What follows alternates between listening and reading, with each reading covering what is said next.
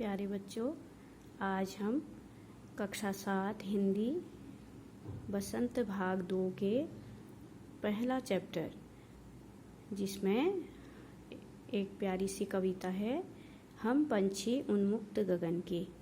आज हम इस कविता का अर्थ आपके सामने प्रस्तुत करेंगे। सबसे पहले, इससे पहले वाले लेक्चर में मैंने आपको शुरू के 3 पदों का अर्थ बताया था, जिन्हें मैं आज फिर से रिपीट कर रही हूँ, फिर से तुम्हें समझा रही हूँ। शुरू के 3 पद, हम पंछी उन्मुक्त गगन के, पिंजरबद्ध न गा पाएंगे, कनक तीलियों से टकराकर पुलकित पंख टूट जाएंगे। हम बहता जल पीने वाले, मर जाएंगे भूखे प्यासे, कहीं भली है कटुक निबोरी, कनक कटोरी की मैदा से। स्वर्ण श्रृंखला के बंधन में अपनी गति उड़ान सब भूले, बस सपनों में देख रहे हैं तरु की फुनगी पर के झूले। तो जैसे कि पहला पद है, हम पंछी उन्मुक्त गगन के, पिंजरबद्ध न गा पाएंगे, कनक तीलियों से टकराकर पुलकित पंख टूट जाएंगे।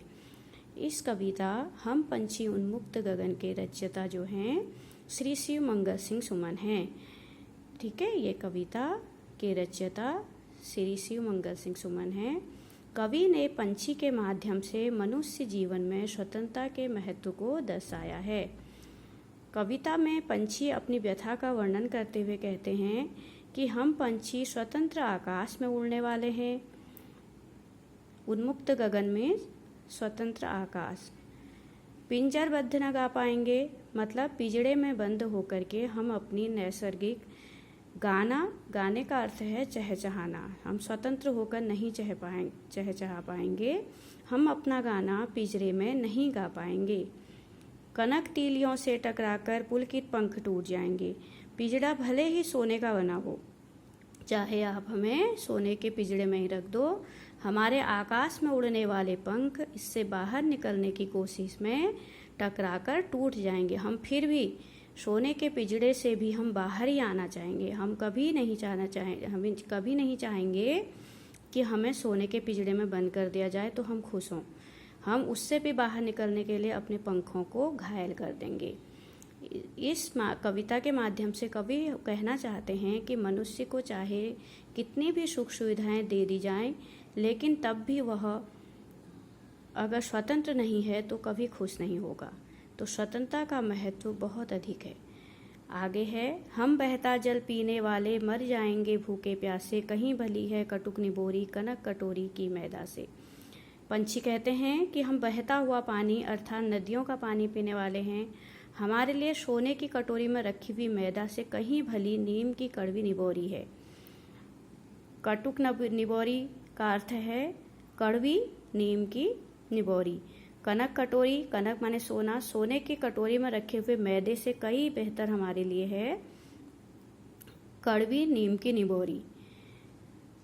अगर हमें सोने के पिंजरे में बंद करके सोने की कटोरी में मैदा दिया जाए तो भी हम खुश नहीं होंगे। हम नदी का बहता पानी पीने वाले हैं और कड़वे नीम की निबोरी हमारे लिए कहीं अधिक है, क्योंकि हम वहाँ स्वतंत्र हैं। अगला पद था, स्वतंत्र श्रृंखला के बंधन में अपनी गति उड़ान सब भूले, बस सपनों में देख रहे हैं तरु की सुंदर फुनगी के झूले।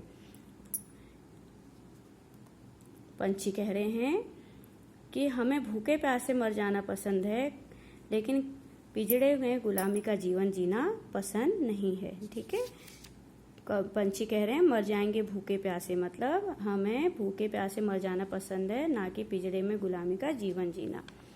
पंछी आगे कहते हैं कि स्वर्ण श्रृंखला के बंधन में, यानी पंछी कहते हैं कि हमें सोने के पिंजड़े में बंद कर दिया गया है। इससे हम अपनी उड़ान और अपनी गति सब भूल गए हैं। हम भूल गए हैं कि हम कैसे उड़ते थे, और अब हम सिर्फ सपने में ही देखते हैं, क्योंकि हम पिंजरे में बंद हो चुके हैं। तो हम सिर्फ सपने में ही देखते हैं कि पेड़ों की ऊंची डालियों में हम झूल रहे हैं। ठीक है, पेड़ों की ऊंची डालियों में झूला झूलते हुए अपने को सपनों में ही देख रहे हैं। ठीक है, तो एक बार फिर इसका अर्थ देखते हैं। हम पंछी उन्मुक्त गगन के, इस कविता के रचयिता श्री शिव मंगल सिंह सुमन हैं। कवि ने पंछी के माध्यम से मनुष्य जीवन में स्वतंत्रता के महत्व को दर्शाया है। कविता में पंछी अपनी व्यथा का वर्णन करते हुए कहते हैं कि हम पंछी स्वतंत्र आकाश में उड़ने वाले हैं। अपना गाना हम पिंजरे में नहीं गा पाएंगे। पिंजरा भले ही सोने का बना हो, हमारे आकाश में उड़ने वाले पंख इससे बाहर निकलने की कोशिश में टकराकर टूट जाएंगे। हम बहता हुआ पानी अर्थात नदियों का पानी पीने वाले हैं। हमारे लिए सोने की कटोरी में रखी हुई मैदा से कहीं भली नीम की कड़वी निबोरी है। हम भूखे प्यासे मर जाना पसंद करेंगे, ना कि पिंजड़े में गुलामी का जीवन जीना। यह पंछी कहते हैं। ठीक है, आगे कहते हैं, पंछी कहते हैं कि हमें सोने के पिंजड़े में बंद कर दिया गया है। इससे हम अपनी गति, अपनी उड़ान सब भूल गए हैं। सपने में भी हम देखते हैं कि पेड़ों की ऊंची डालियों में हम झूल रहे हैं, क्योंकि वास्तविकता में तो हम सोने के पिंजरे में बंद हैं। इसलिए अब हम स्वतंत्र रूप से उन्मुक्त गगन में अपने आप को उड़ते हुए केवल सपने में देख रहे हैं और साथ ही देख रहे हैं कि हम पेड़ों की ऊंची डालियों में झूल रहे हैं। ये कविता के 3 पदों का अर्थ है, जो मैंने आपको पिछले वाले लेक्चर में भी बताया था। अब हमारी कविता के अगले 3 पद हैं। ठीक है, अब अगले 3 पद में आ जाते हैं।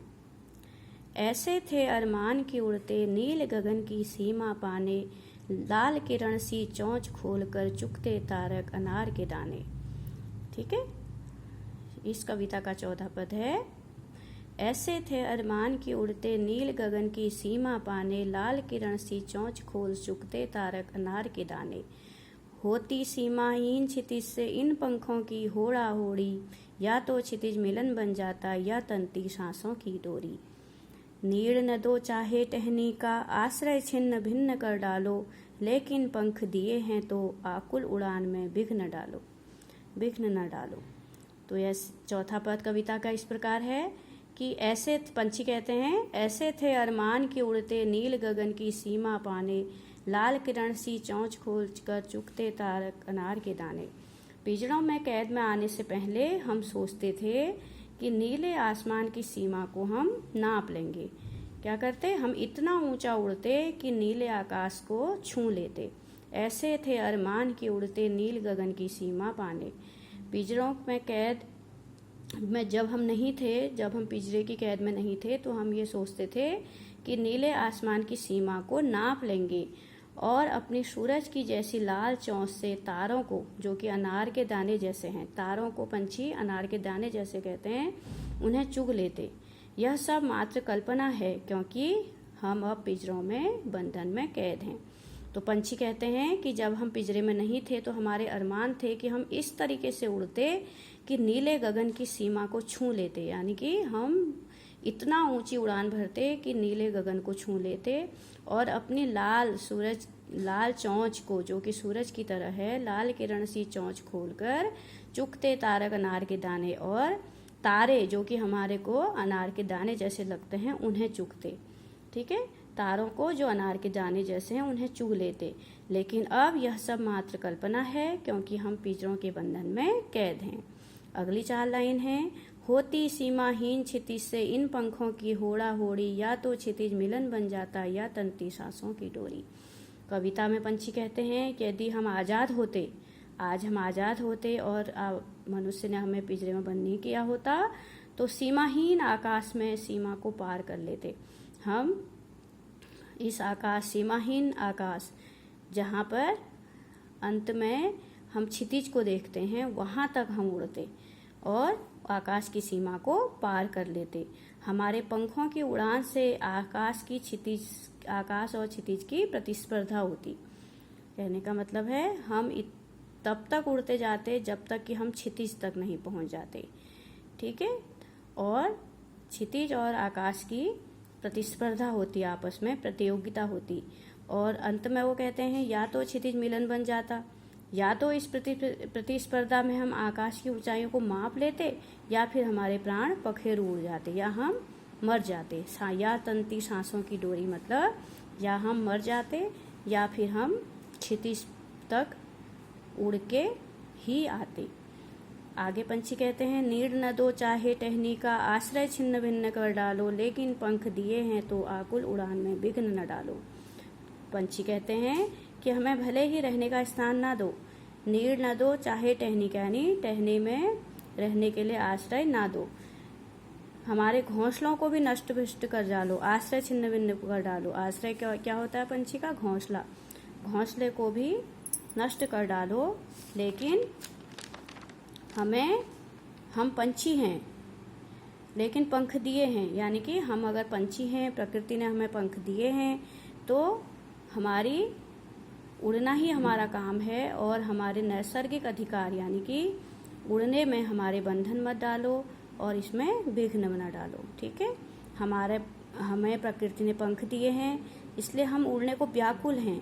हमें कुछ मत दो, हमारा आश्रय छिन्न भिन्न कर दो, लेकिन अगर हमें पंख दिए हैं प्रकृति ने तो उड़ने को व्याकुल हमारे पंखों को उड़ने दो और इस उड़ान में विघ्न न डालो। ठीक है, यह कहा है कवि ने। तो इस कविता के रचयिता श्री शिवमंगल सुमन है और इसकी हम एक बार और व्याख्या पढ़ते हैं लास्ट 3 लाइनों की।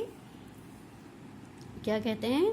पिंजरों की कैद में आने से पहले हम सोचते थे कि नीले आसमान की सीमा को नाप लेंगे, अपनी सूरज की जैसी लाल चोंच से तारों को, जो कि अनार के दाने जैसे हैं, उन्हें चुग लेते।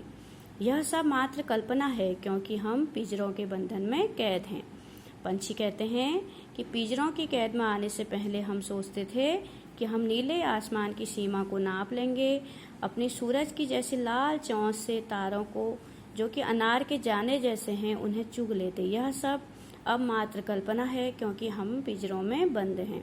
कविता में पंछी कहते हैं कि यदि हम आज़ाद होते तो सीमाहीन आकाश की सीमा को पार कर लेते। हमारे पंखों की उड़ान से आकाश की क्षितिज की प्रतिस्पर्धा होती। इस प्रतिस्पर्धा यानी प्रतियोगिता में हम आकाश की ऊंचाई को माप पाते या हमारे प्राण पखेरु उड़ जाते, यानी कि या तो हम आकाश की ऊंचाइयों को नाप के इस प्रतियोगिता को जीत जाते और क्षितिज तक पहुंच जाते, या फिर हमारे प्राण उड़ जाते। पंछी कहते हैं कि हमें भले ही रहने का स्थान न दो, हमारे घोंसलों को नष्ट कर डालो, हमें कुछ नहीं चाहिए, किंतु हम पंछी हैं, प्रकृति ने हमें पंख दिए हैं।